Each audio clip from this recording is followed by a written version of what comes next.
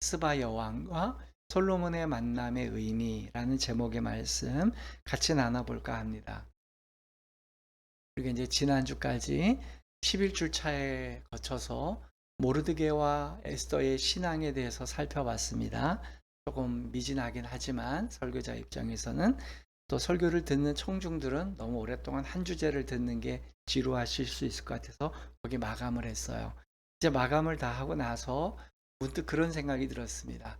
이제 우리가 모르드게와 에스더를 정말 난공불락과 같이, 아니 어떻게 보면 성역과 같이 참 좋은 신앙이다라고 생각하던 그러한 관점에서 우리가 좀 다른 관점을 봤는데요. 이와 비슷한 사례가 누구일까? 바로 이 솔로몬과 스바의 만남입니다. 스바 여왕의 만남입니다. 이 솔로몬과 스바 여왕의 만남을 우리가 어떻게 바라봐야 될까? 전통적인 해석은 마찬가지로 우호적으로 좋게 해석을 합니다. 저는 근데 이 부분은 좀 모르드게와 에스더의 관점과 좀 다릅니다. 이 스바 여왕에 대한 해석은 모르드게와 에스더와 같이 칼로 쫙 나눌 칼로 무를 나누는 것처럼 흑백을 정확하게 나눌 수 있는 그러한 부분은 아닌 거예요.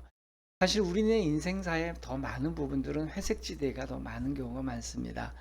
스바 여왕의 이 방문은 굉장히 복합적으로 좀 해석해야 될 부분이 있다고 봐요. 그러나 이제 우리가 놓치고 있는 부분들을 조금 더 살펴서 오늘 같이 나눠볼까 합니다. 그래서 스바 여왕은 모르드게처럼 아주 극명하게 악하게 제가 해석하지는 않을 겁니다.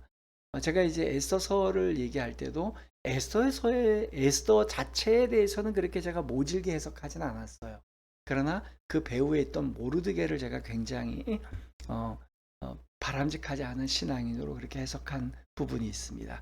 그런 의미에서 스바 여왕도 그렇게 조금 약간 중립적인 입장에서 생각해 보려고 해요. 그때 우리가 좋게만 해석하는 쪽에서 조금 놓쳤던 몇 가지 부분을 우리가 좀 생각해 보고자 합니다. 첫 번째는 우선 이 스바 여왕을 긍정적으로 해석하는 걸 우리가 생각해 볼 필요가 있습니다. 긍정적으로 생각해 보면요, 이 당대 솔로몬의 명성과 지혜가 고대 근동에서 굉장히 막강한 영향력을 미쳤다는 그 반증으로 스바 여왕의 방문을 우리가 꼽을 수 있겠어요. 하나님께서 솔로몬을 매우 명예롭게 또 그를 높여서 주신 건 분명한 사실입니다. 솔로몬에 대해서도 차제에 한번 설명을 드리겠지만, 솔로몬 전체를 나쁘게 해석하는 것도 잘못된 거고요. 솔로몬 전체를 좋게 해석하는 것도 잘못된 일이라고 봐요. 그러나 중요한 건 솔로몬이 그 인생의 정점에 올라가는 그 순간까지의 그 초고속 승진을 하고 초고속으로 유명해지고 영향력 있고 지혜롭게 되는 그 과정에는 하나님께서 전적으로 그를 그렇게 해주신 것은 분명합니다. 그러한 반증으로 여러 가지 상황으로 스바 여왕이 오죽했으면 이 많은 그러한 선물들을 가지고 솔로몬에게 찾아왔다. 이것은 굉장히 큰 하나님이 일하심에 대한 찬사와 영광을 드러내 보여주고 있습니다. 그건 100% 긍정적으로 해석할 부분이다. 나아가 이 스바 여왕에 대해서 우리가 해석할 때 스바가 어디냐라는 게 이제 해석의 포인트 중에 하나거든요. 그러니까 과거에는 제가 이제 신학교를 막 입학했을 당시까지만 해도 스바는 에티오피아다라는 그런 학설이 주류를 이루었습니다.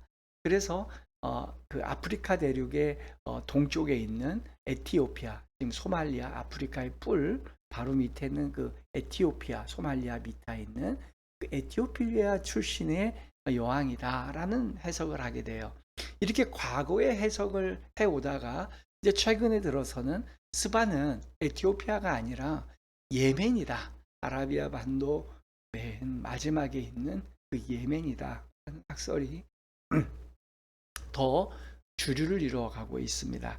그럴 때 우리가 과거의 학설대로 인정을 해보자면 에티오피아, 즉 아프리카 본토에서 온 여왕이다라고 생각해보면 긍정적이에요.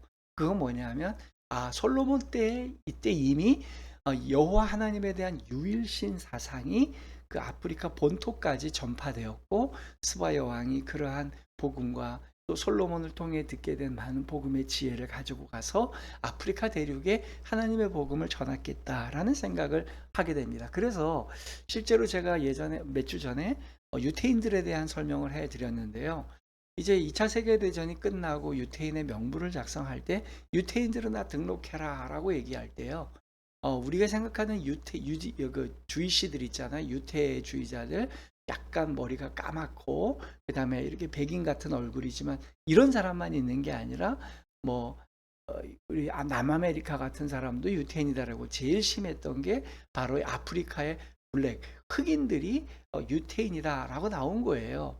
그래서 그들은 거대부터 아주 오랫동안 수천 년 동안 유태적인 전승에 고대적 전승에 의해서 살아온 자기들의 증거와 문화와 또 이러한 고고학적 증거들을 제시하곤 했습니다.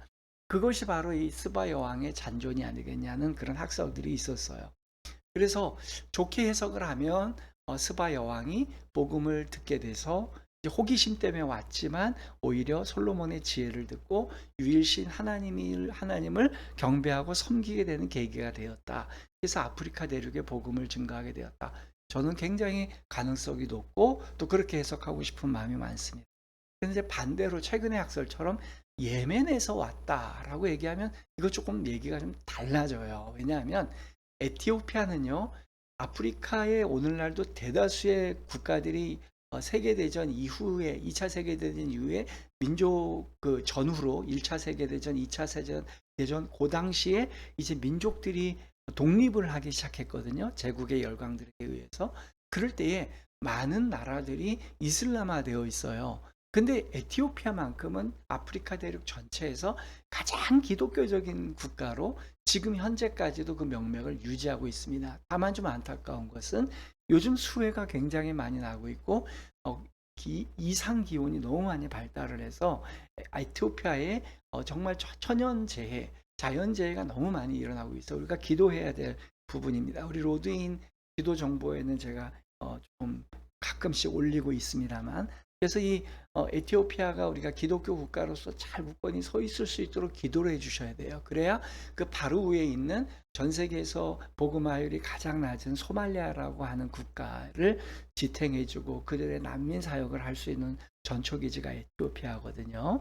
이제 그러면 이제 에티오피아가 기독교 국가라고 얘기할 때는 그 복음의 영향력이 참 좋게 해석될 수 있는데, 만약에 최근에 우리가 주류 학설로 얘기한 것처럼 예멘이다, 스바가 예멘이다라고 할 때는 참 마음이 좀 답답합니다. 왜냐하면 예멘은 오늘날 이슬람의 그 과격주의 단체들, 폭력적이고 테러적인 단체들의 본거지가 거의 예멘에 있어요. 이제 그 두 축인 수니파와 또 시아파는 이제 이란이잖아요. 이란이란 나라가 중동으로부터 좀 멀리 떨어져 있는데, 이란이 본거지를 두고 수니파와의 경쟁, 또 전 세계의 가격주의 무장 단체들을 양성하고 있는 곳이 레바논 헤즈볼라와 예멘이라고 하는 이 두 곳입니다.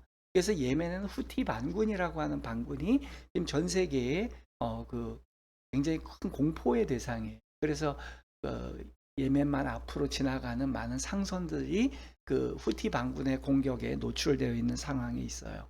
그러다 보니까 예멘이 만약에 스바의 여왕이 왔던 것이다라고 하면 그 스바의 여왕이 다녀간 이후에 복음이 역사 가운데 뿌려내진 열매가 무엇인가에 대해서는 굉장히 회의적이고요. 오늘날까지도 예멘은 이슬람 세력의 가장 강력한 그 폭력주의의 전초기지와 같은 곳이다라는 것이 우리의 마음을 불편하게 하고 있어요. 어쨌든 스바 여왕을 긍정적으로 해석한다면 그를 통해서 이미 초기에 솔로몬이라고 하는 다윗 왕조의 두 번째 왕에게서 이미 복음은 천하로 퍼져나가기 시작했다라고 해석할 수 있는 굉장히 중요한 모티브죠. 이제 두 번째부터는 좀 우리가 스바 여왕의 조금 부족한 부분을 좀 보자는 거죠. 그건 뭐냐면요. 두 번째, 스바 여왕의 이야기는요, 저는 이 이야기와 가장 비슷한 이야기를 영적으로 찾으라. 그럼 저는 정말 제일 먼저 꺼내고 싶은 이야기가 바로 발람의 이야기. 스바 여왕의 이야기를 해석하는 방법이 이 발람의 이야기를 해석하는 것과 비슷해요. 민수기 22장에 소개되고 있는 이 발람의 이야기를 뭐 나중에 한번 우리가 자세하게 한번 설명할 기회가 있겠습니다만 간략하게 말씀드리면, 이 이스라엘 백성들이 출애굽해서 광야를 통해 오고 있으니까 모압에 있던 이 발락이라고 했던 왕이, 그 이스라엘 백성들이 무서운 거예요. 모압 형제에 있던 이 발락이라고 하는 왕이, 그러니까 발락이라고 하는 왕이 그 당시 이방 종교 지도자이자 제사장이었던 발람이라는 사람을 초대해서 이스라엘을 저주하는 계략을 펴니다. 그 당시 고대에는 신들의 전쟁이었기 때문에 신에게 저주를 하게 되면 이것이 어떻게 효과가 있지 않을까, 그런 생각을 갖고 있었죠. 그래서 발람이 뭐 이방 사람이니까요, 발락의 그 많은 선물을 받고 하려고 했는데, 굉장히 이례적으로 하나님이 그 이방 제사장, 이방 선지자에게 나타납니다. 그래서 너 절대로 그렇게 하지 마라. 굉장히 이례적이죠. 그래서 발람이 여호와 하나님을 직면하니까 얼마나 무서워요. 그래서 그 축복을 오히려 하죠. 저주를 하지 않고 축복을 하고, 그걸 몇 번 반복을 해요. 그래서 민수기 22장의 내용만 잘 보면요, 발람이 나쁜 사람으로 보이지 않아요. 발람은 오히려 이스라엘 백성을 축복한 이방 제사장으로 보인다는 거예요. 근데 오히려 그 일 이후에 성경이 침묵하고 있는 사건이 있는데요, 그것은 그 축복이 끝나고 난 다음에 여전히 발락이라고 하는 왕은 발람에게 계속 집요하게 얘기합니다. 그럼 축복은 하지 않더라도, 저주는 하지 않더라도 저 이스라엘을 넘어뜨릴 계계가 뭘 거냐라고 자문을 구합니다. 그때 이제 발람이 깨를 낸 게, 차라리 신들에게 뭐 기도하고 이런 거 하지 마시고 그냥 인간의 가장 기본적인 욕구인 성욕을 자극을 해서 저들이 모압 사람들하고 가늠하게 합시다. 그러면 그게 그들을 무너뜨리는 내부적인 요인이 될 겁니다. 그런 이야기를 주고받은 거예요. 그럴 때에 그 일이 실제로 일어납니다. 그래서 성경은 결과만 얘기를 해요.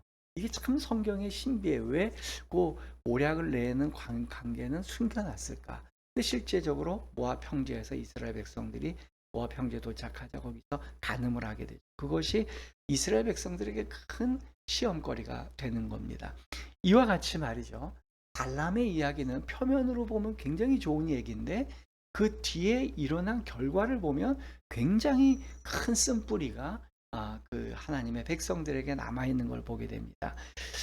저는 우리네 인생 속에서 악이 우리에게 도전하는 게 이렇다고 봅니다. 극명하게 악한 모습으로 와서 우리를 악하게 유혹하기보다는 회색 얼굴을 찾아와서 회색지대로 우리를 모아놓는, 그래서 이게 악인지 선인지 분별할 수 없게 슬며시 들어와요. 때로는 축복을 빌면서 찾아오고요, 때로는 하나님을 찬양한다는 명분으로 찾아오고요, 때로는 우리 마음이 좋아하는 것들을 받아들이면서 우리들 속에 슬며시 가만히 들어옵니다. 그리고 우리가 그들이 떠나고 난 결과에 보면 우리가 어느덧 하나님으로부터 멀어져 있는 삶을 발견하게 되고, 우리의 삶이 나락으로 떨어져 있는 우리의 모습을 보게 되죠.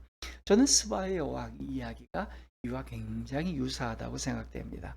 그렇다면 세 번째, 스바 여왕이 좋게 볼 수 있는 내용인데 이것이 과연 좋은 건가 하는 것을 한번 한 가지 살펴보는 거예요. 그 첫째가 열왕기상 10장 9절 내용이에요. 한번 같이 읽어봅니다.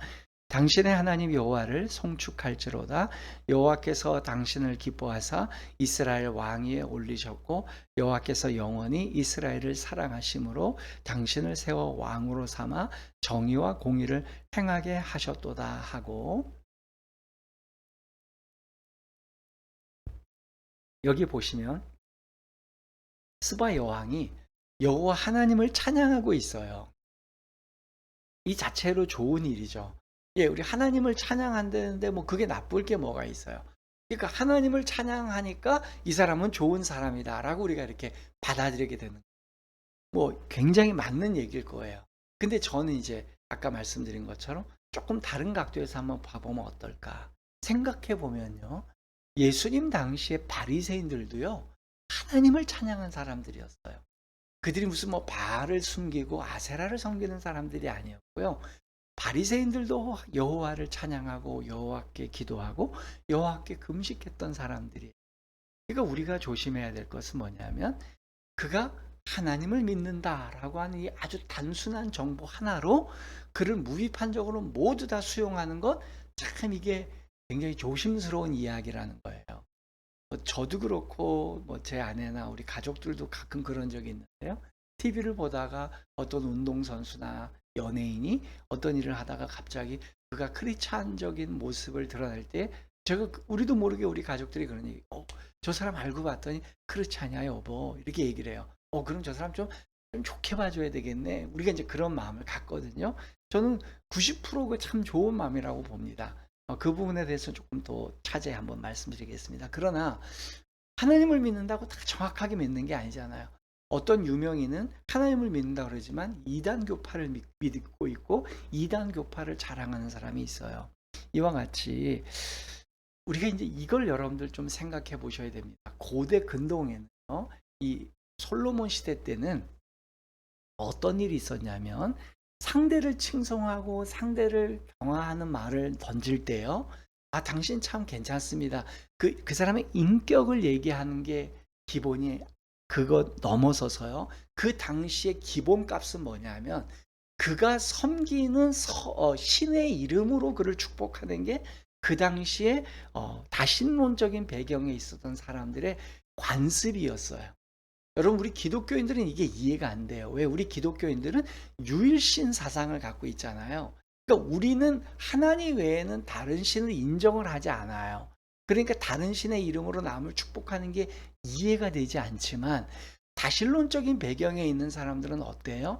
내가 믿는 신, 네가 믿는 신, 다른 사람이 믿는 신을 다 인정하는 시대거든요. 그러니까 나는 비록 이 신을 모시는데 너가 이런 신을 모셔?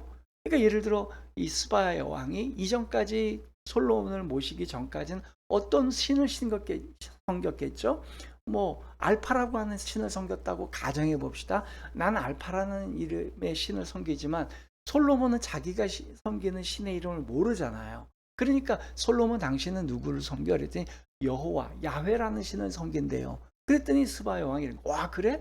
그럼 그 야훼라는 신이 당신을 영화롭게 만들었고 당신을 지혜롭게 만들었고 당신을 높게 말했구나 라고 얘기하는 거예요. 이해되셨죠?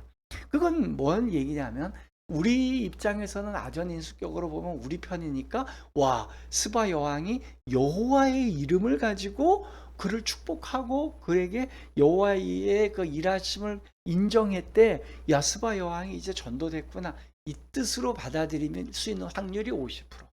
근데 그게 아니라 솔로몬이 야훼를 섬기니까 그 야훼의 이름으로 그가 그렇게 됐구나 칭송해 주는 거, 그거 50% 정도 돼요. 아마 고고학자들이나 이 성경 비판론자들한테 얘기하면 이 제가 말했던 후자가 아마 99%라고 얘기할 겁니다. 한 발짝 더 나아가서요, 신앙의 이 본질적인 측면을 바라보는 것도 보면요, 우리가 신앙적 본질을 추구하는 부분이 있잖아요. 근데 어떤 신앙인은 신앙을 한다 그러지만 신앙보다는 그 신앙 때문에 얻게 되는 도구와 또 여러 가지 떡고물에 더 관심이 많은 경우도 있죠. 스바 여왕도 마찬가지예요. 스바 여왕이 지금 감동받은 포인트가 뭔지를 여러분들이 집에서 한번 다시 읽어보세요. 열왕기상 10장 5절을 대표적으로 한번 읽어볼게요. 같이 읽습니다. 그 상의 식물과 그의 신하들의 좌석과 그의 시종들이 시립한 것과 그들의 관복과 술 관원과 여호와의 성전에 올라가는 층계를 보고 크게 감동돼요. 자, 이제 무슨 얘기인지 아시겠죠? 스바 여왕이 감동한 포인트는요, 여호와 하나님의 보이지 않으신 그 어떤 성품이나 그의 속성을 통해 감동받은 게 아니라 지금 보여지는 것들, 심지어 맨 마지막에 성경에 해악이 담겨져 있어요. 여호와의 성전에 올라가는 그 층계를 보고 크게 감동했대요. 스바 여왕은 지금 보여지는 화려한 것들을 통해 감동을 받은 거예요. 자, 오늘날에 어떤 신앙인이 신앙을 생활하고 있는데 예수님 때문에 크게 성공하고 유명해져서 막 돈도 많이 번 사람의 간증을 들었다. 그때 크게 감동했대요. 그분이, 그렇게 크게 감동한 그분이 예수님을 믿게 되고 난 다음부터 갑자기 장애가 발생하고 가족이 죽어가고 욥처럼 자기의 전 재산을 다 잃어버리고 이런 또 다른 간증을 들었다고 생각해 봅시다. 그가 감동을 받을 확률이 높을까요? 만약에 그 두 가지의 간증에서 모두 다 감동을 받고 그럼에도 불구하고 여호와 하나님에 대해서 감격한다면 그 사람은 참 신앙이니.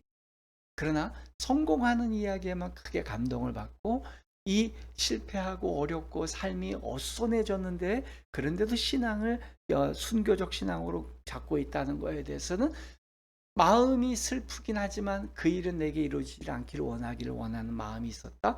그런다면 그 사람의 신앙은 부수적인 거에도 관심이 있는 그렇게 성숙한 신앙이 아니라는 것이죠. 그런 의미에서 보면 스바 여왕의 신앙이 우리가 그렇게 본받을 만한 신앙은 아니라는 걸 알 수 있어요. 네 번째, 스바 여왕이 솔로몬을 만나 갈 때 굉장히 많은 선물들을 준비해 갔습니다.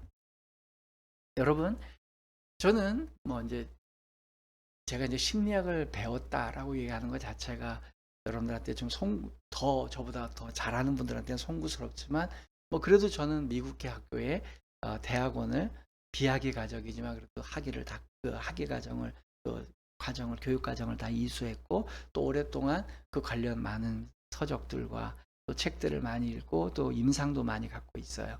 그런 의미에서 제가 이 스바 여왕의 행동 양식을 한번 유출해 보면요. 스바 여왕이 유추되어지는 인물은 그녀는 보여지는 거에 관심이 굉장히 많은 사람으로 여겨져요. 또 관심을 많이 기울이는 걸 보여요. 그리고 조금 더 좀 과감하게 유추를 해보면 이분은 과시하는 걸 굉장히 좋아하는 사람이라는 걸 우리가 쉽게 가능성을 점쳐볼 수 있습니다. 자, 10장 2절을 같이 한번 읽어보겠습니다. 예루살렘에 이르니 수행하는 자가 심히 많고 향품과 심히 많은 금과 보석을 낙타에 실었더라. 그가 솔로몬에게 나와 자기 마음에 있는 것을 다 말하매. 솔로몬을 찾아가는데 심히 많은 금과 보석을 낙타에 싣고 많은 수행원을 데리고 갔어요. 그것은 과시하고 싶은 거예요. 아주 지혜로운 사람을 만나러 가면서 내가 얼마나 부유한 사람인지를 보여주는 거죠.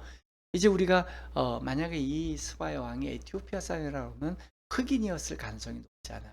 그러니까 외모적으로 그럴 때에 자기가 더 많이 갖고 있는 걸 갖고 가서 자기를 깔보지 못하게 하는 그러한 내용일 수 있다고 봅니다. 그래서 스바 여왕이 솔로몬에게 준 선물은 성경이 전무후무한 규모의 선물이었다고 증언하고 있어요. 자, 10절을 한번 읽겠습니다. 이에 그가 금 120달란트와 심히 많은 향품과 보석을 왕에게 드렸으니 스바의 여왕이 솔로몬 왕에게 드린 것처럼 많은 향품이 다시 오지 아니하였더라. 과하게 감사를 표시하는 거, 이 과시욕 중에 하나입니다. 솔로몬 역시요, 스바 여왕에게 통상적인 규모를 넘어서는 보답을 하게 됩니다. 자, 13절을 한번 읽습니다. 솔로몬 왕이 왕의 규례대로 스바의 여왕에게 물건을 준 것 외에 또 그의 소원대로 그의 구하는 것을 주니 이에 그가 그의 신하들과 함께 본국으로 돌아갔더라. 여기 보면 솔로몬도요, 원래 주는 규례가 있대요. 왕의 규례대로 내빈이 오시면 외국에 이제 국가 정상급에 오면 규례대로 주는 선물이 있는데 스바 여왕에게는 그거 외에 그녀의 소원대로 줄 것을 더 많이 줬다는 겁니다. 그것은 이 스바 여왕이 자기가 많은 선물을 준다는 건 그만큼 자기도 받고 싶다는 그러한 뜻이 또 실현된 거예요. 결국은 스바 여왕은 지혜도 없고 또 선물도 없고 서로 주고받고 좋은 경험을 하고 간 것 같습니다. 자, 이제 다섯 번째는 우리가 이걸 한번 생각해 보고 왔으면 좋겠어요. 성경이 그럼 스바 여왕이 떠나고 난 다음에 어떻게 됐냐? 이게 핵심이에요. 여러분, 참 선지자와 거짓 선지자의 핵심 기준이 뭡니까? 참 선지자와 거짓 선지자는요, 지금 당장은 몰라요. 그 말을 들으면 감동도 되고 마음이 흥분도 되고, 그 마음이 흥분이 되는 게 감동인지 성령의 역사인지도 우리가 구분하는 것도 쉽지 않고요. 그러나 참 선지자는요, 지나가고 난 다음에 그 열매가 하나님의 뜻대로 이루어집니다. 그러나 거짓 선지자는 지나가고 난 다음에 그 열매가 죄나 잘못된 쓴뿌리로 남게 돼요. 아까 말씀드렸던 발람 선지자가 마찬가지예요. 찾아와서 축복을 한 것 같지만 그가 떠난 이후에, 그 발람이라는 사람이 등장하고 난 이후에 이스라엘 백성들은 전체 간음하게 되는 상황으로 벌어지게 되죠. 자, 그러면 스바 여왕이 지나가고 난 다음에 어떻게 됐냐는, 그 다음에 하나님의 왕국이, 하나님의 나라가 더 귀한 일들이 일어났느냐? 안 되고요. 오히려 스바 여왕이 가고 난 다음에 그가 준 그 금이, 아까 읽었죠? 120달란트의 금을 줬어요. 그리고 났더니 성경이 이 금을 총계가, 그 다음에 13절까지가 스바 여왕과 솔로몬이 만난 이야기를 다루는 내용인데요. 그 13절까지 내용이 딱 끝나고 그 다음 바로 나오는 14절이 어떻게 평가되고 있느냐가 중요합니다. 14절을 한번 읽어볼게요. 10장 14절. 솔로몬의 세입금의 무게가 금 666달란트요. 네. 솔로몬이 거둬들인 세금의 합계가 666달란트. 그 세금은 이제 수익금 전체인데요. 만약에 666달란트를요, 백성들에게 다 얻는다면 그건 정말 포악한 군주입니다. 그렇게 많은 양을 얻을 수가 없어요. 여기에는 전쟁에서 이긴 전리품도 들어가 있고 한데, 666달란트 중에 그 직전에 스바 여왕이 줬던 달란트가 120달란트예요. 마치 성경은 이렇게 얘기하는 것 같아요. 13절에 그 앞에 13절이었죠. 그죠? 네, 13절에 스바 여왕이 120달란트의 금을 줬습니다 라고 말한 다음에 14절에 와서 솔로몬이 갖고 있었던 금의 전체 무게가 666달란트다 라고 얘기하고 있어요. 이 얘기는 뭘 얘기하는 걸까요? 마치 스바 여왕이 그것을 줌으로써 666달란트의 금이 완성이 된 느낌이 들지 않나요? 저는 그렇게 읽혀져요. 그렇게 읽혀지고 나니 기독교인이라면 누구나 다 이 숫자를 알고 있고요. 일반인들도 알고 있는 숫자죠. 666이라는 단어. 이게 뭐 이렇게 예사롭지 않은 단어예요. 히브리인들은 특별히 숫자를 예사롭게 사용하지 않습니다. 666이라고 하는 숫자가 어디 나오죠? 예, 요한계시록 13장 17절 18절에 나옵니다. 같이 한번 읽어보겠습니다. 누구든지 이 표를 가진 자 외에는 매매를 못하게 하니, 이 표는 곧 짐승의 이름이나 그 이름의 수라. 지혜가 여기 있으니 총명한 자는 그 짐승의 수를 세어보라. 그것은 사람의 수니 그의 수는 666이니라. 아멘. 여러분, 이거 무엇입니까? 이제 우리가 조금 더 시간이 지나서 우리 예수님 이야기 교회가 요한계시록을 강의할 거예요. 그때 이제 666이 뭔가에 대해서 한번 제가 자세하게 한번 설명드리겠습니다만은, 오늘은 간략하게 어쨌든 요한계시록이 짐승의 수, 사람의 수라고 얘기했던 666이 솔로몬이 갖고 있던 금의 수 666과 동일한 숫자예요. 그 얘기는 그 이 땅에서 얻을 수 있는 황금 만능, 그 모든 부요함의 끝, 그게 완결된 숫자인데, 그것을 완결시킨 사람이 누구냐? 스바의 여왕이라고 하는 여왕이 완결시켰다는 것이죠. 그러면 솔로몬의 화려한 삶, 스바 여왕을 만나고 난 다음에 그가 맡게 된 삶이 뭘까요? 아마 스바 여왕을 만났을 당시가 솔로몬이 더 화려하게, 더 멋지게, 더 많이, 더 유명하게, 더 부강하게 라는 수식어가 가장 잘 어울리는 때가 바로 스바 여왕과 만나고 난 직후 그때였을 거예요. 이것이, 이때가 기점으로 해서 이제 솔로몬은 하얀 곡선을 그리게 됩니다. 그 이후에 이루어지는 솔로몬의 역사는요, 이제 여러 다른 공주들과 다른 나라들의 여왕들 또 왕들을 만나게 되죠. 이게 어떤 기폭제가 됐겠어요? 저 먼 땅에서 온 스바의 여왕 한 명을 만났는데도 120달란트의 금이 생겼어요. 전쟁도 안 했는데 120달란트의 금을 얻게 된 거예요. 그럴 때 솔로몬이 뭘 자각했을 것 같아요? 외교의 힘이. 외교라는 걸 잘하면 전쟁을 안 하고도 이렇게 많은 선물을 얻을 수 있겠구나.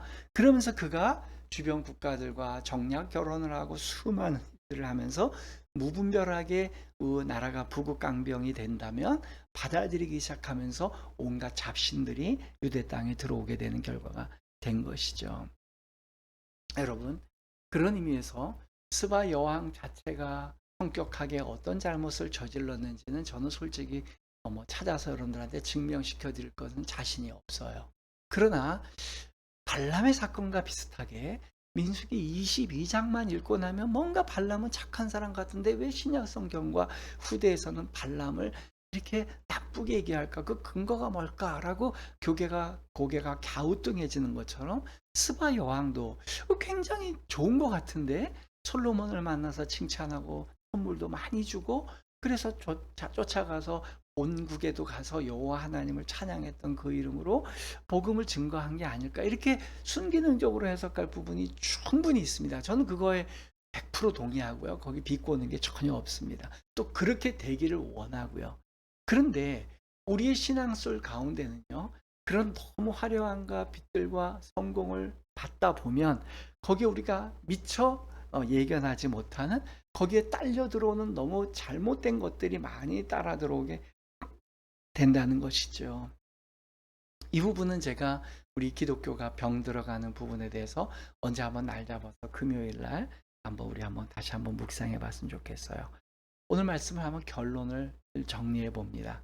어떤 한 사람의 행적과 우리의 신앙의 어떠한 무브먼트 또 움직임 또 우리의 어떤 서약, 헌신 이런 것들이 100% 좋을 수만은 없어요. 근데 그럴 때에 그 화려한 틈을 타서 우리가 알지 못한 잘못된 경향성들이 우리 안에 들어오게 되고 그것이 우리를 잠식시켜 나가서 나중에는 그 좋았던 많은 것들을 다 전복시킬 만큼의 아주 크고 위험한 일들이 우리 가운데 들어갈 수 있다는 것이죠. 그래서 스바 여왕을 만났더니 그가 준 120달란트로 666달란트의 금이 완성. 그 짐승의 수, 사람의 수 666을 완성해 놓고 그 지상의 왕국을 형성하는 이 결과. 그래서 결론으로 말씀드리는 것은 신앙은요. 제가 아주 평소에 자주 쓰는 말인데 하나님의 왕국을 위하는 것일까? 자기 왕국을 위하는 것인가의 싸움이에요. 우리 기독교 신앙은요. 하나님의 나라와 사탄의 나라와의 싸움이라고 보기에는 사탄은 힘이 좀 있다고 봅니다. 우리 신앙의 싸움은요. 하나님 나라를 세울 것이냐 내 나라를 세울 것이냐 자기 왕국을 세울 것이냐 여호와의 왕국을 세울 것이냐 내 국가를 세울 것이냐 예수님의 국가를 세울 것이냐의 그 핵심 그럴 때 그 사람의 나라 사람의 홍수가 666이죠. 그런 의미에서 우리가 깨어 각성해야 될 것은 우리가 갑자기 마약을 한다든지 살해를 하고 싶다든지 강도질을 하고 싶다든지 도둑질을 하고 싶다든지 이런 유혹 앞에 우리가 무너질 확률은 좀 굉장히 적다고.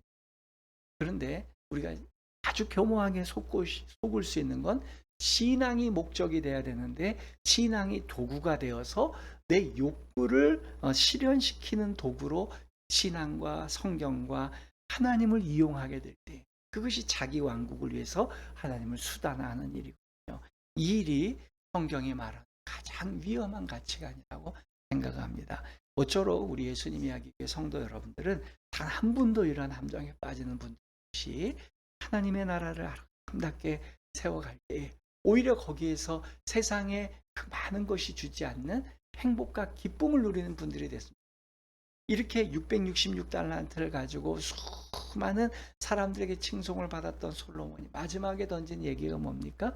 헛되고 헛되니 헛되고 모든 것이 헛되고 인생의 허무와 인생의 가장 슬픔을 또 모든 것들이 무용지물이었음을 깨닫게 되는 것. 그러나 하나님의 나라를 중심으로 사는 사람들은요. 처음부터 끝까지 그의 인생이 흔들리지 않는 자존감을 가지고 살게 되는 줄 믿습니다. 그 은혜가 바로 우리 예수님 이야기 여러분들을 주님의 이름으로 부탁드립니다. 아멘.